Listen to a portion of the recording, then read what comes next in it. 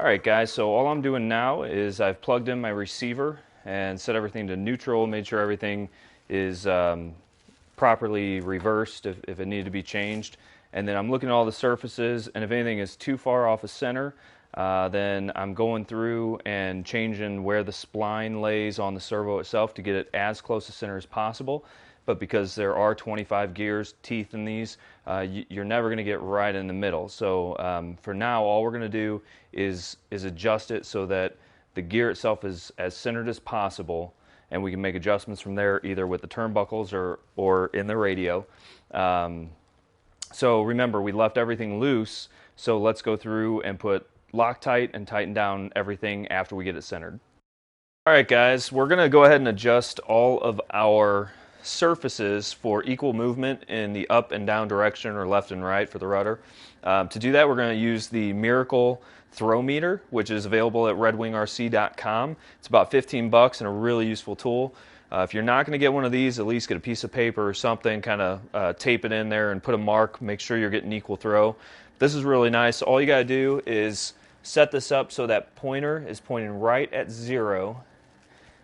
And then once it is, you're going to just kind of slowly deflect up your surface so you don't end up throwing off the meter. But put it all the way up, and that's about 52.5 degrees, so you can see very accurate. You can get a real close measure of where it's at. And then on the down is right about, it's actually dead on, about 52.5, so we don't need to adjust that.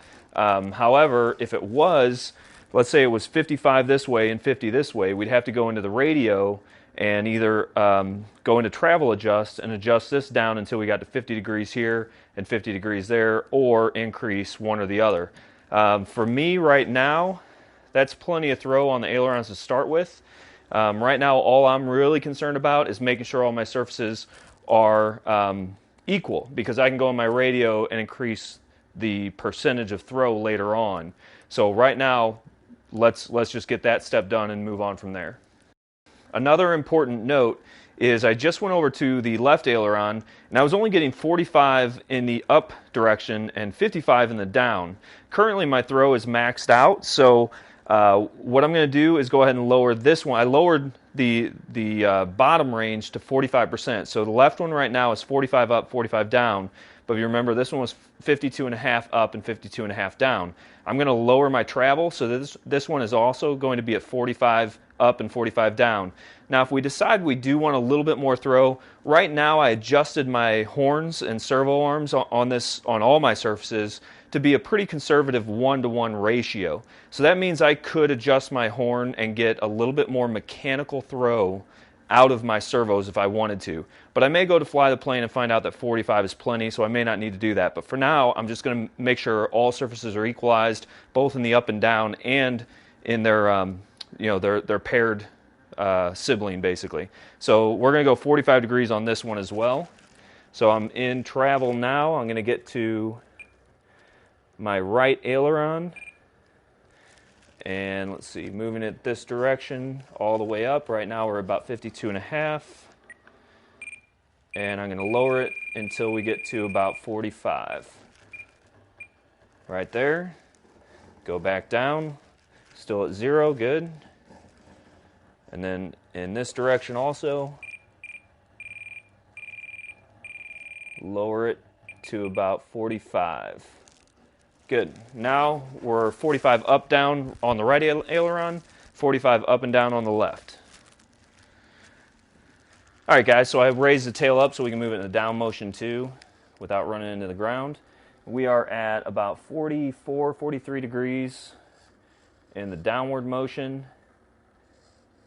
and about 50 in the upward. So I'm going to go to the right elevator in my servo setup in the travel, and on the up motion I'm going to reduce this until we get to right about 44. That's pretty close. Right about there. Now I'm going to check the left one, make sure that we've got 44 on both sides.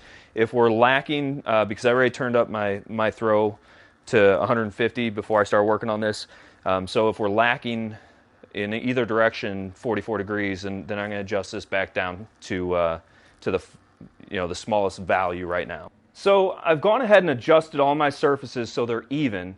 For example, my ailerons are at about 45 up and 45 down on both the right side and the left side. So that's all been done. But something I want to discuss right now that's sometimes a little misunderstood is using the full resolution of your servos. Now, one of the first things I do when I start setting up my surfaces is I go into my radio and I turn it up to almost its full resolution, and that's in the travel adjustment section of your radio. Now, this radio starts at a default setting of 100. That's just the value they give it, and it can go up to 150. When you set up your plane, you want to be using as much of that travel adjustment as you can, or close to it. You want to keep a little bit off so you have some room for sub trim, but you want to be using most of your resolution so you have a cleaner, just a cleaner movement with your servos. To illustrate this, you could set up your surfaces, for example, with, let's say, a 2-inch arm on the servo and a 1-inch arm on the aileron. Now, what that would do is give you a mechanical advantage for the servo, meaning that it can throw real far real quickly. But if you looked in your radio in that situation, what you'd probably find is that instead of using 140 out of 150 or even 100, you're probably using 70, 75% or 75 value in your travel adjustment. So what that means is you're only getting near half of the resolution of your servo because it's not actually traveling that far. You're just kind of cheating and shortcutting using the mechanical advantage. So you want to make sure that when you set up your plane, you're using a combination of mechanical and radio to get almost the full resolution out of your servos for just a more precise, clean movement.